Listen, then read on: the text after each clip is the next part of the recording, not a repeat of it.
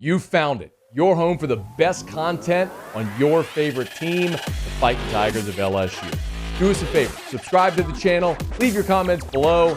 Be sure to smash that like button.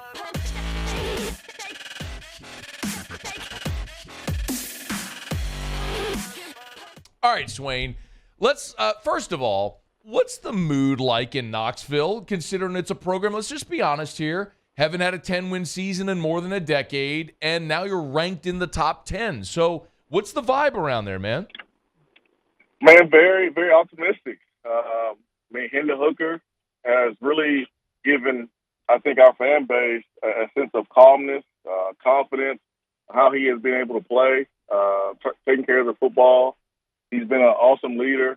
Josh Heupel, arguably the best offensive mind in college football. I think there's a lot of confidence in those two guys.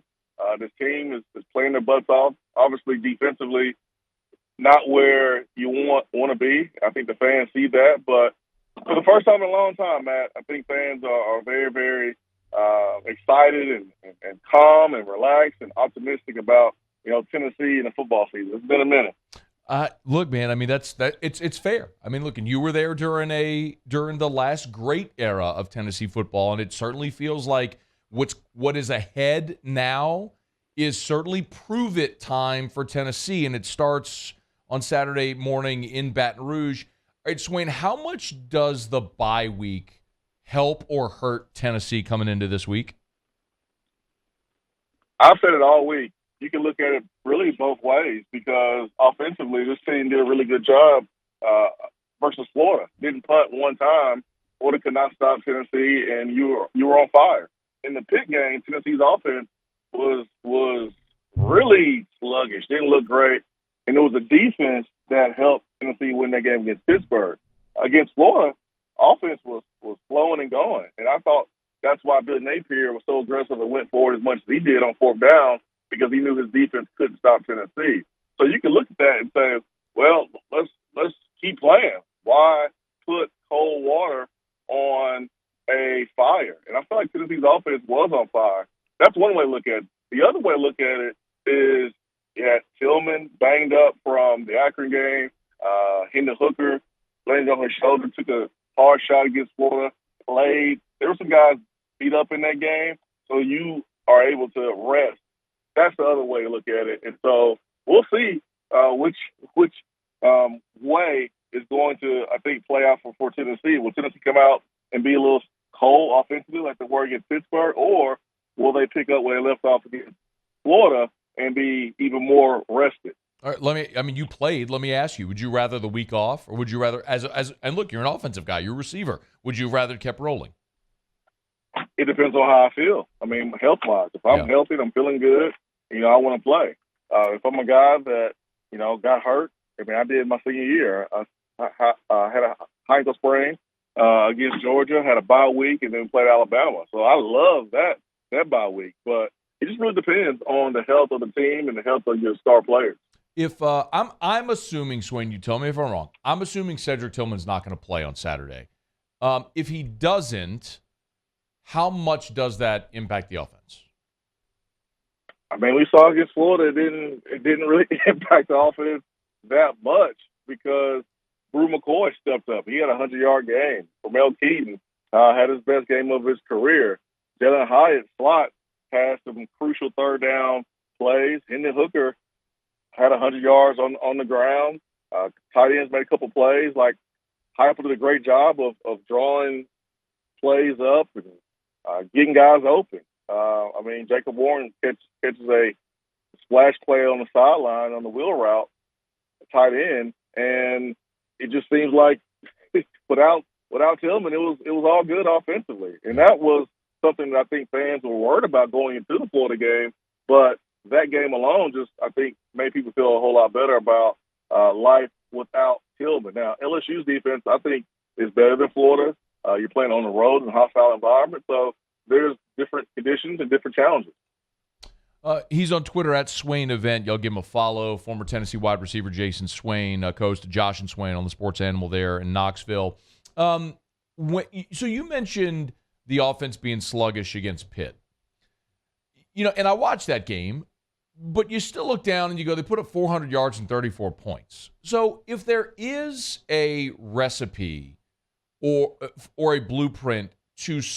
the Tennessee offense, when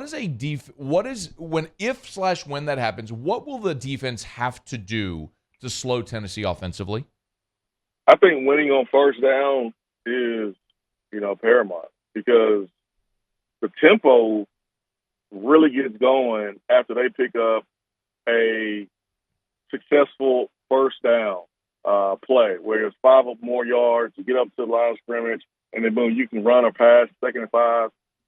The moment that Tennessee gets their first down in a drive, it's off to the races. So if you can force Tennessee to have an unsuccessful play on first down, and now it's 2nd and 10, or now it's 3rd and long, and you can get pressure, that's probably it, Matt, because I've seen the tempo wear down defenses time and time again where, defensive front maybe from a talent standpoint is better than Tennessee's offensive line, but when the ball goes to the right on one play, and then goes to the left one play, then we come up the middle, and all these plays are ran within 20 seconds of each other. So get the 3rd fastest offense in the country, and they haven't really went as fast as they could be going right now. So it's just really, really hard to defend. But I think winning on first down is the best bet. Hey, do you like the smoky gray uniforms?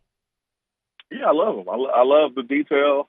I love the detail in the helmet and the pants. I like them better than I like the dark mode uniforms that Tennessee wore last year versus South Carolina. I'm a big fan of them. All right. I don't know, man. I think Tennessee's got such a clean, traditional look, man. I'm just a big believer, man. If you got a traditional, clean look, why you stray from it, man? I don't know. I kind of was looking forward to seeing, Power T, orange and white, like Tennessee in Tiger Stadium, man. It's gonna look weird. No, I get it. I think the rivalry games against Florida and Georgia and Alabama, Tennessee's going to wear those traditional colors. But some of the other games, recruits like the uniforms being alternate, and the players like it. I prefer orange and white. I want to see the purple LSU uniform. Man, that thing is sweet. And you guys only wear it once a year. What's up with that? The purple jersey's fine if you're wearing white helmets, white pants. But the purple gold is gaudy and ugly, and I don't want to see that. I agree. I agree. Love the white helmet. Thank you, Swain. But white is not a primary color for LSU, so I don't need to see white helmets. What they do is what LSU does is great. The white jersey at home, it's their tradition. I love it. It's perfect. Okay. All right.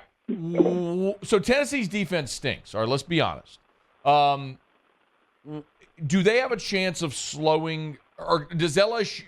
If you're an LSU fan, this is one of those things where you're looking, all right, LSU's pass offense hadn't been good. Tennessee's pass defense is like literally one of the worst in the country. So something has to give here. Which do you think it is on Saturday? I think Tennessee's defense get a really, really bad rap, probably more than they deserve, because you got to think about how many situations that the offense put them in. So, like, if Tennessee's offense goes 3 and out, we're talking like 45-second drive, Right.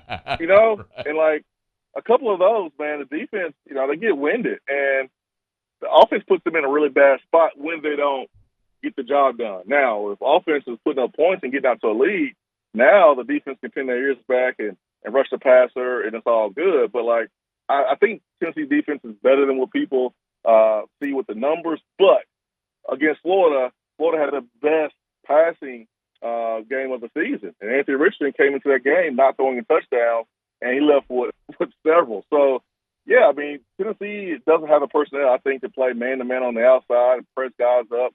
It's going to have to be a soft zone, and they want to get to the quarterback before the quarterback hits those receivers in the soft zone. So something's going to give on Saturday. I think LSU's receivers will be the most talented group of receivers that Tennessee has faced. You got Jalen Daniels, who is tough to defend because he's dual threat. All dual threat quarterbacks are tough to defend. Can he trust his receivers? Can he trust what he sees and throw it in windows? That's going to be the question. But if he's able to do that, I think it's going to give Tennessee some issues on defense. When Robert Meacham scored to go up 24-21, were you just convinced y'all had it in 06? I don't know, man. I don't know. I didn't trust referees then, and I don't trust them now, and that's probably a good thing. That's probably what will happen. Probably what happened, man. I'm You know proud. what? I love you, man. I love the food down there. Y'all got the best accents down there, man. Y'all just so cool down there. I wish I was coming, man. I really want to see you, man.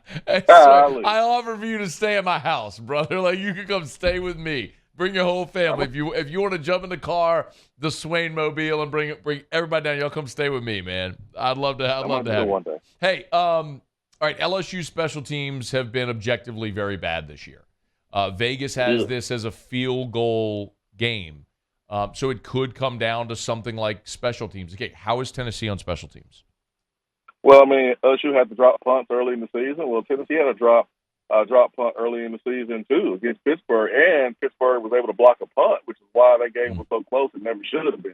So both special teams have had some ugly moments so far early in the season, and that, if I'm LSU, I'm looking at that as an opportunity to win this game. I mean, Florida recovered an onside kick, and it was easy. It was like drawing it up in practice. No one was touched, no resistance.